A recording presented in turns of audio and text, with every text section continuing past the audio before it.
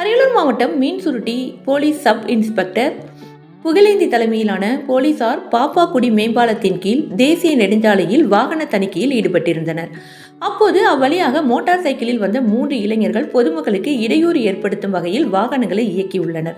இதை பார்த்த police sub inspector 3 இளைஞர்களையும் மறித்து விசாரித்த போது அவர்கள் ஜெயங்கொண்டம் வாரியங்காவல் தெற்கு தெருவை சேர்ந்த ராஜு சோழன் மகன் சக்திவேல், கீழக்குடியிருப்பு பிள்ளையார் கோவில் தெருவை சேர்ந்த வேல்முருகன் என்பவர் மகன் பிரவீன்குமார், ஆண்டிமடம் விவேகானந்தர் தெருவை சேர்ந்த ரோஸ் அமிர்தம் மகன் பிரவீன் ஜோஸ் என்பது தெரியவந்தது.